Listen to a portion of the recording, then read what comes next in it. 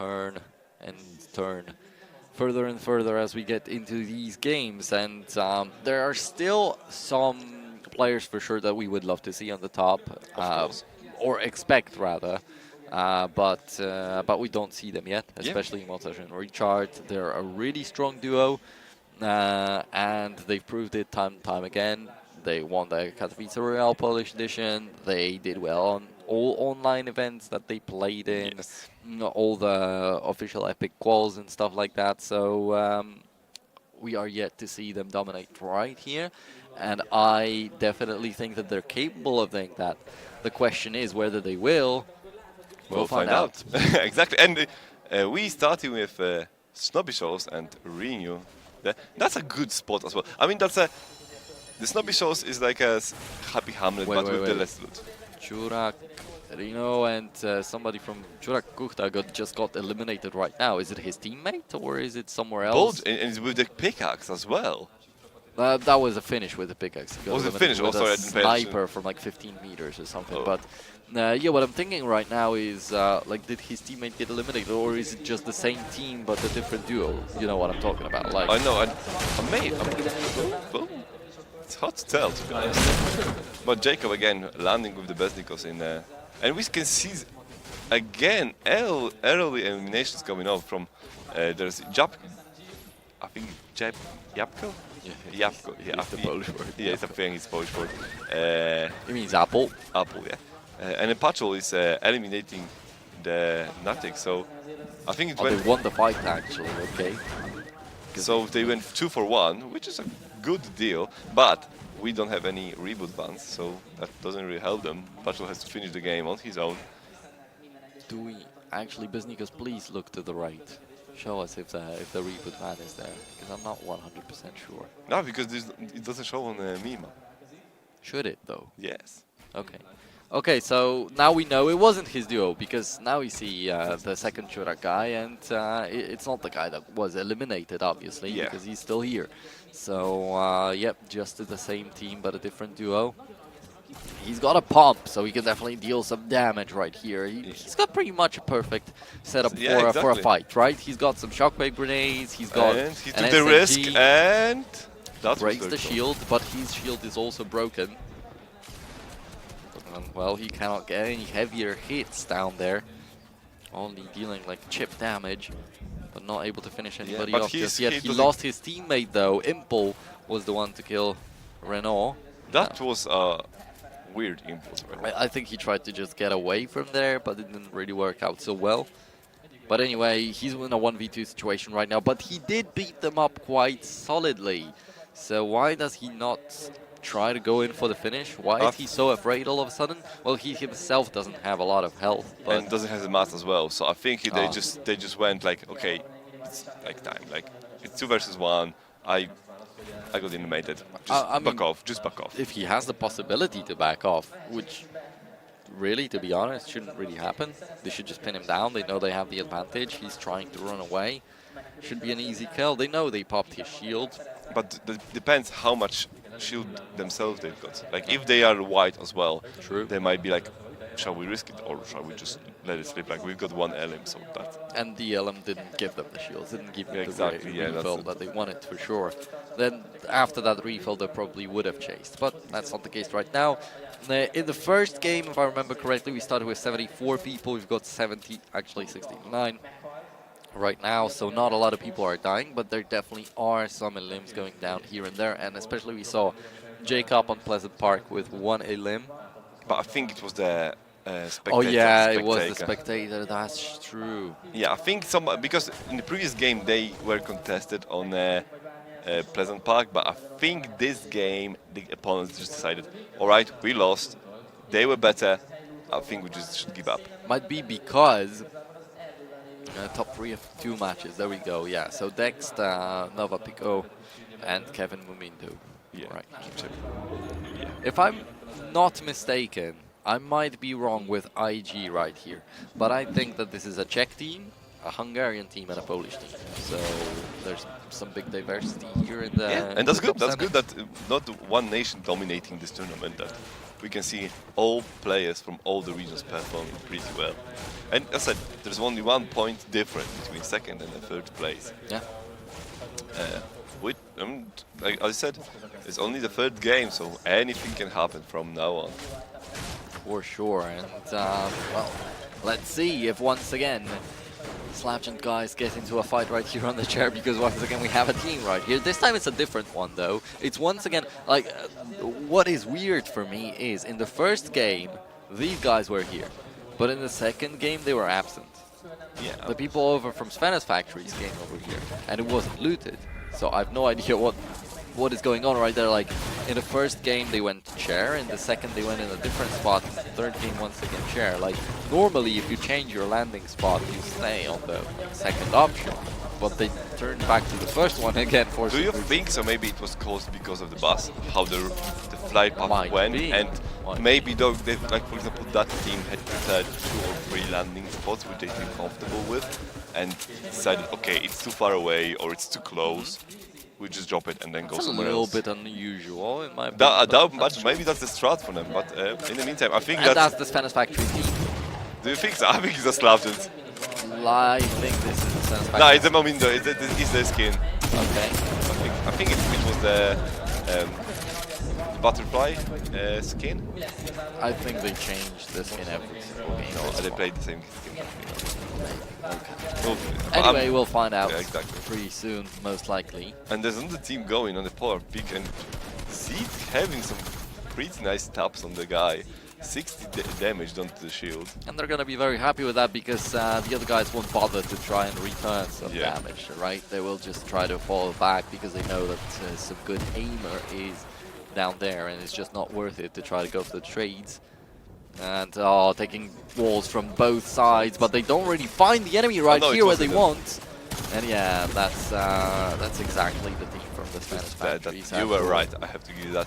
But it's still, they're in the zone, and the zone is pretty far away, because it ends on somewhere around the tilted town, so they have to be quick with collecting stuff. And in the meantime, Richard and Mozart are fighting. Ooh, that's some big damage from the minigun. Yeah, that's like a laser. It should not be so accurate, actually, and he even deals some white damage right after. They will want to chase them. Does he go for the jump pad right here? What are the stinks, actually? Is that from his teammate? Or? No, I think it's a third. I would assume that there's a second team. Yeah, that's why he falls Yeah. back. But where is... Oh yeah, here is his teammate. That's exactly what I was actually thinking about right here. So they have to actually give it up. That's very unfortunate. Most likely the third-party team will want to pressure the other guys and will probably get them. And Jacob and Beznika's fighting right here. In the previous game, they were fighting Sashi and Ben Yakutia. And those were the guys that just died on the chair. So exactly, those weren't the guys from the Spanish factory from the previous game. So do you think they just dropped, like, they just like went to the Pleasant Park, lost the fight, and they were like, okay guys, we have to but choose. this is just so messy. Like, and that's the Trucks guy which left the Stubby Shores. Yeah, so yeah, he's on he's his alone. own. He's Yeah. alone, and he's just trying to go But he's 1v2. putting so much pressure Yeah, on and them. he's doing very well on that, because Yeah. they're very afraid of him. They're just running away. They don't want to fight. They know that... they don't know that something's up with that. They don't know that it's just one single person. And he They just just- forces them to use a launch pad. Are you Wow. serious? And he's even white HP. He's 64 health. And he forces 2 people to use a launch pad, And run the bubble away, shield. use the bubble shield, or all their shields, and some campfire too. This is insane. Jacob on just 150 mats too, which is not a lot. What a single person can do. Yeah, and that's what I said. People are losing their game plan when somebody is aggressive. Like, he's shown, I'm not afraid of you guys. I'm just gonna go there and I'm gonna show you that even though I'm playing on my own, I can still put up a fight. And he put up the fight. The hell. And in the He's meantime, still alive. I mean, he can still do something. yeah. And in the meantime, Mozart and Richard just approaching them, and I think Mozart right now noticed that in the horizon there was, yeah, he did. So he knows that there are some guys they're fighting. So that might be some good enemies for them as well, because they can just third party them. Seeing Mozart with a sniper actually is pretty good. He's a very, very solid sniper. He can get some great quick scopes right there. And in the meantime, Jacob. Yep. Oh, he gets the second Oh, elimination too. putting in Snowy. They're gonna go down. That's some very good aim, and that's why I love the infantry rifle. Actually, Yeah, I love just tapping with this weapon. It's so amazing. It's so satisfying when you tap somebody for 76 in head when he's flying. Just it's so powerful when you can just if your aim is on spot, you can make so much damage. Yeah, that and people just don't even realize. they needed something. Yes, and they got it. They got so good loot. Actually, Yes. Besnikos doesn't have any medium ammo. He's only on Oh yeah, 32. 22. And they don't get a lot of like heals out of this. I'm not sure about the materials though.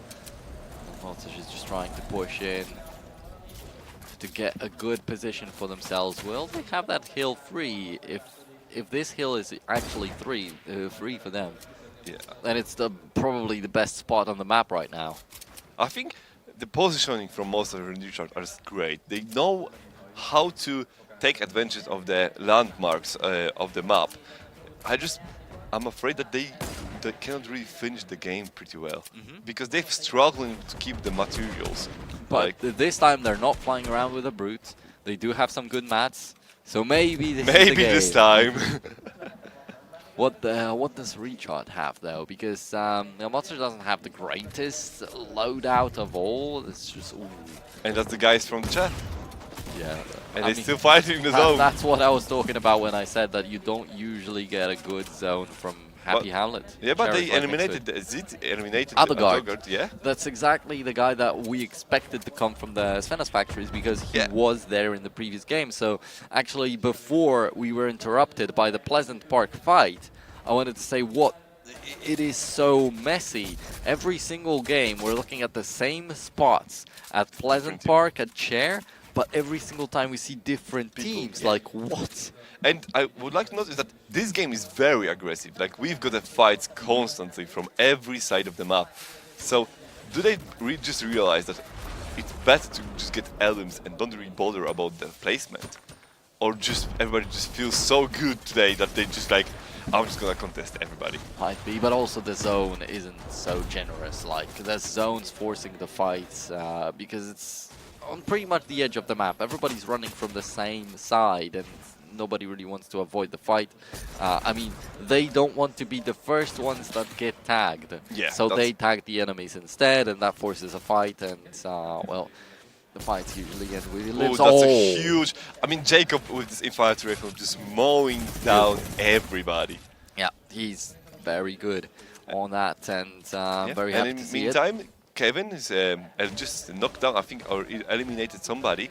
So they still alive as well. They're still alive. That's very important too. Yes, and well, normally I think they got like at least 5 elims in the first game. In the second one, they also eliminated 2 duos, so that's at least 4 elims. So that would be their average, like 4 elims or something. So yeah, them getting something done in the kill feed is definitely good, but it doesn't mean that they're doing great in this game just yet, because first of all, they don't have any placement points yet, and second of all, this could have just been their first elim of the game, which is not up to par to what they do normally. Yeah. Well, maybe they just decided that, okay, the last game didn't went very well with over-aggressive, maybe we should just switch up a bit.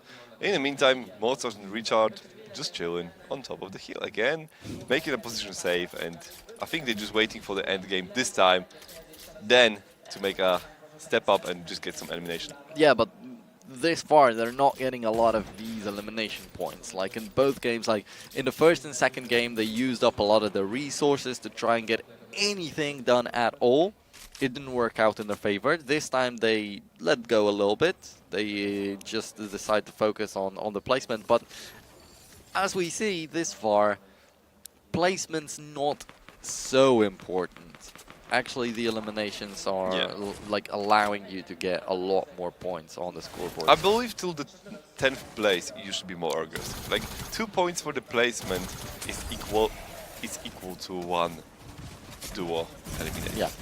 So I think they should rather just be more aggressive at the beginning of the game because they're not losing anything. And then towards like top 10 be more chilled, rather than wait for the placement points and then just do nothing and then just leave anything. Yeah, that's true. Jacob and Besnikos in a fight right now, though. And actually, all the way from Pleasant Park, they got to the block. Yeah, it's just That's some big travel. and it hurt their economy because the materials doesn't look great on the Jacob side. They've got only what, not even 300 materials, and the zone is just Yeah, like that's true. it's the second or it's the third zone. So And it was just because of one single guy. exactly, just, what can They one had guy a do? perfect situation. They had the Pleasant Park, the entirety of Pleasant Park to themselves, all the mats that they wanted right there, and just one guy comes in. They use up everything, And all before the before utility. him, they even eliminated other duo, got extra stuff from them, and still they just end up like that. Maybe a they- little bit of panic. Yeah. Well, they do have a launch pad right here, but I'm not too sure about that. We don't see whether they get sprayed down right after, but I think that this should have been controlled by the teams around that hill. They should have just... It was out in the open after all, so... And And that's the- somebody used it earlier, so people should be focused on that jump pad and to just get some damage done. In the meantime, I've seen the Zeit and Alpha doing pretty well as well. They've got 5 LMs, and I think in the previous game they managed to secure some placement points as well. So I wouldn't be surprised seeing them in the top 10 if they perform pretty well in this game. Yeah, for sure. They are a duo that we see from time to time, and they're not the ones that shine the most, but they're definitely not people that do nothing in these games. They're pretty effective. They're just going at their own pace. Aragonis, that I mentioned before we started the games, actually is getting something done right now. Maciej, as we see, was able to get out of Fatal Fields this time for a around, change. but not for long, as Aragonis shuts him down. That's a very good Hungarian player that I'm very familiar with. Like, I've played in a lot of tournaments up against this guy, and he's still a pretty good player after all this time. Did you manage to eliminate him? Probably. Yes, definitely. Like, I used to go Moisty Meyer in the prison. Now it came back in the form of Moisty Palms. But yeah, I used to go Moisty Meyer, and I think that he landed around there too. So we had a couple of fights going on there in the early... Back in the days. Yeah. And in the meantime, Monster and Richard just make some pressure on the guys, knowing that they just run out from the zone and just eliminating Alex Bono. No chance. Like, he just got tapped. Yeah, definitely just a lot of pressure from these two guys. They know how to do that. They know what they're doing. As I said, they're very experienced and with some big achievements on a lot of different tournaments. So this is nothing new to them for sure. And they also have LAN experience, so they're fine with that. They're probably not stressing themselves out, but something just didn't click this far for this duo. But now in this game, I think they're trying to just get back. looking for the like ultimate how to behave in this situation. Yeah. I don't think so. Like Just even- feeling it out. Yeah, Oh, I'm- but Motters just got sniped, actually. and from 50 meters, that's not very far away. And they were not in the zone, so they have to pick themselves And up. in the get meantime, in your the zone friend quickly. Aragon is just an eliminated duo of Jacob and Mesnikos as well. So he's doing pretty well this game. And Monster is safe. They used the bubble shield, and but the Oh, they're being NM is pushed. getting They still got. Oh no, they should be safe right now. And in the meantime, Mumindu getting again an elimination. So they still alive. So that's good. Dagaspen actually going down right now. His teammate died a long time ago. Yeah. So he managed to. That's what I very amazed by some people that they can, even though they're losing their teammate, they can still survive and secure some extra points for the team overall because they play very smart. Right now, Richard and Motter under a lot of pressure, and they're just... I don't think they're over the mountain so much right now. They're getting away from the edge of that hill, and soon they might just die to full damage if somebody focuses them down. They do get the elimination on that one guy that wanted to pressure them a lot, and they get an RPG from him. He had some pretty good loot. 2 big pods picked up from this guy, if I'm not mistaken. But I would love to notice that. Oh, and the Chirac guy, that he's still alive. He is just unbelievable. And Nova in the meantime knocking out. But I want to point out that how well they executed this elimination on the on this guy. That Richard picked, and when he took the attention of that guy, Mozart instantly just popped off from behind and helped him out. So that's a good communication around the. Okay, the Slavjan guys actually knocked out Artix, and now he's finished off by Zeet. That's a very, very popular Czech player right there for you, and a content creator. Yeah, and they still put in pressure. They didn't get afraid, even though Richard was giving only 15 points of health. Yeah, they do want to break down that building. They do want to collapse their enemies and have full control of the high ground, but they do have an RPG. Couldn't they just shoot one rocket right there? But maybe they don't have rockets. That could be the problem. Yeah, that might be the issue. But they do have the control right here. I mean, they want to keep the control. If somebody starts shooting at them, they could end up pretty bad right here too. But all that they're focusing on is just that one team to conquer the high ground and then to just shoot down towards everybody that's below them. 300 AR ammo on a Richard is going to be enough to just continue shooting until the very end of the game. But I love how they just take over the high ground, but they have no heals. So if the game comes to the heal off, they're not going to be able but they will just focus on spamming the enemies down all the time, and we'll just try to get as many kills as possible. Maybe it won't focus on winning, but maybe they'll focus on like getting 10 elims, and that's going to be amazing. Yeah, and it, as you mentioned, they've got the rocket launcher, but unfortunately no rockets. It's so sad for them.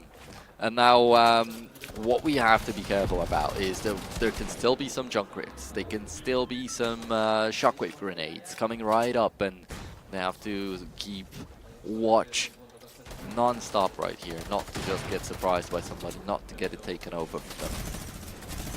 And it's still 26 people, so I think that the highest amount of players in the last 3 games, so I think this game is just most stacked game at the end game. But it was the most aggressive in the early. And it was most aggressive, and in the meantime, Moomin is still going hard, getting the eliminations, and Alpha and Zayt still playing as well, so they're doing pretty well this game.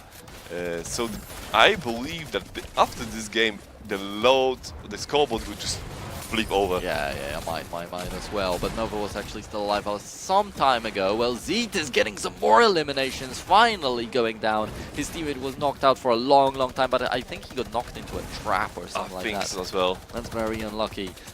Well, Molten Recharge still having control of that high ground. Not a lot of mats left, but not a lot of time left until the end of the game. Also, there are no moving zones, so they don't have to use as many mats at the end of the game, actually, which is something that we have not touched on. Exactly, and I think they just look into, like, Zeet is eliminating the...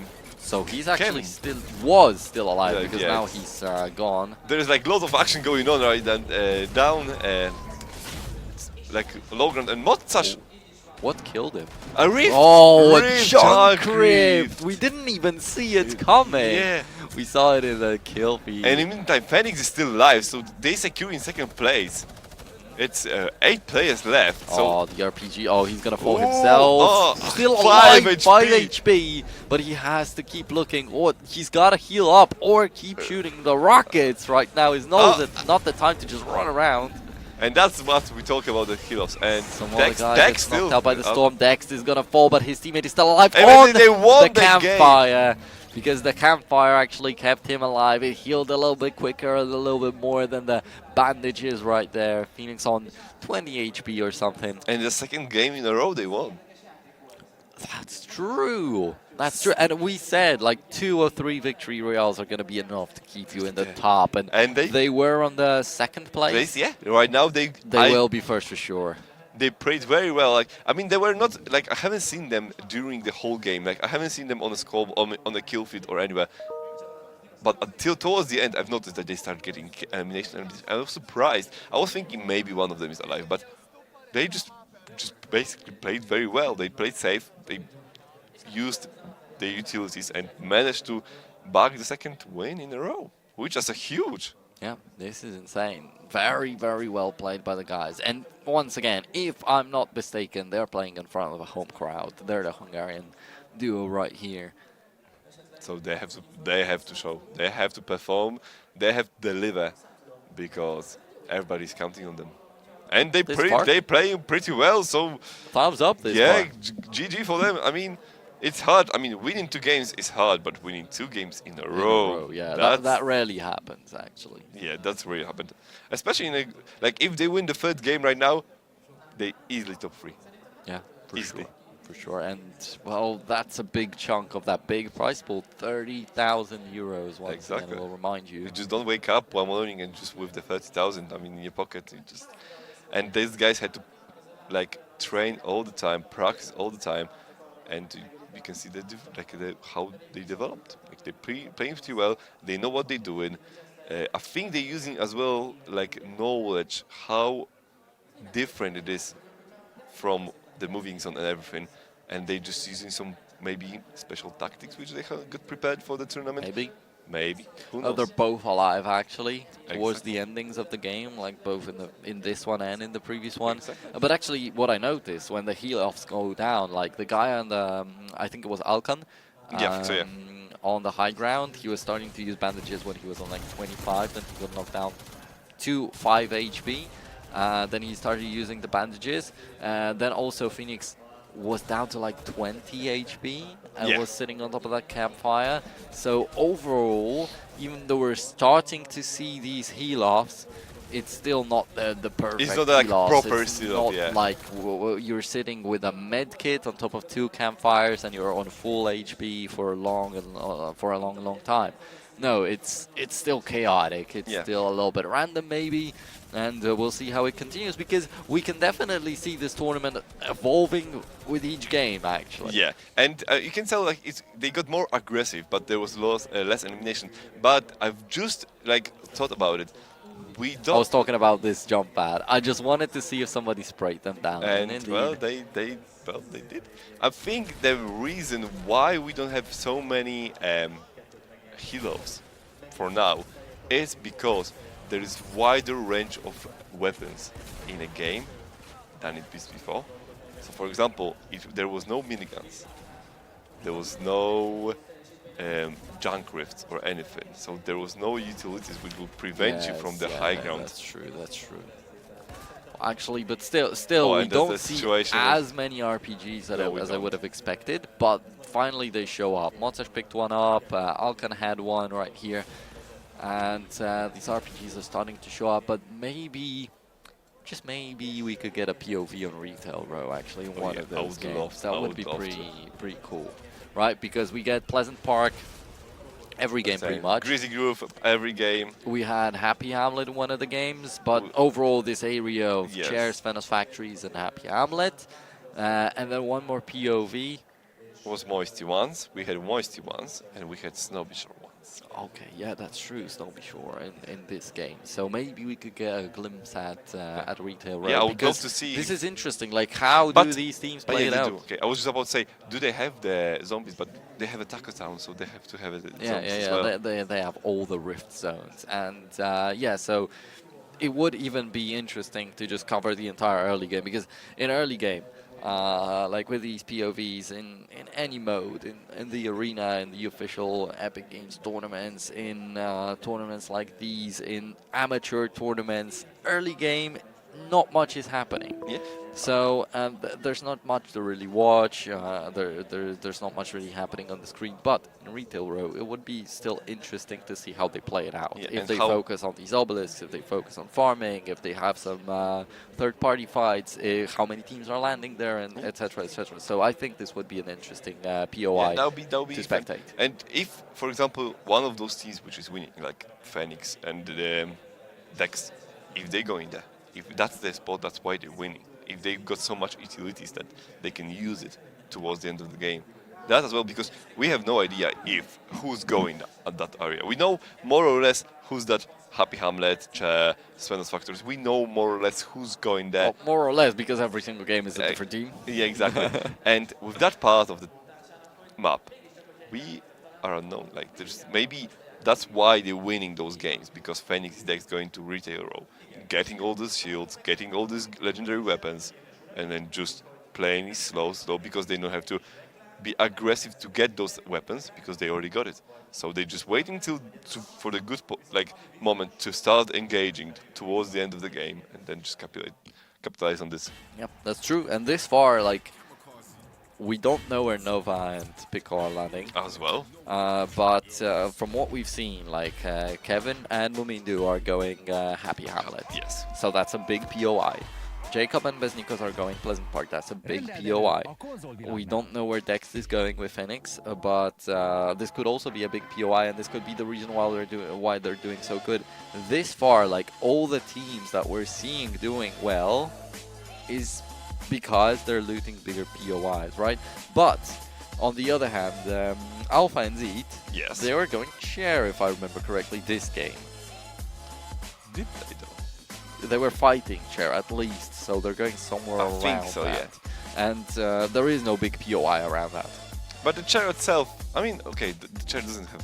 He's got what? Three chests, 2 in the house, 1 in the One on the barn. chair, one in the So the 4. broken house next to it in the ruin, so that's fine. Oh yeah, the one. Yeah, I know which one. So 5. And then you have the Tree of Life, where there's 2 or 3 chest spawns. But you have to go there first, and they haven't been there. But finally, the zip lines are back.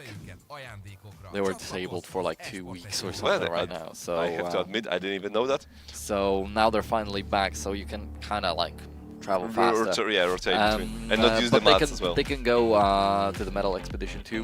Yeah, they can. They can actually land there if they have control of that chair area. But the last time when they went to the Metal Expedition, it didn't end very well. Yeah, but that's why I'm saying if you have that area secure, that's where you land. That's where you want to go first, not later, because later when all the teams are rotating in, that's a very bad idea to be there.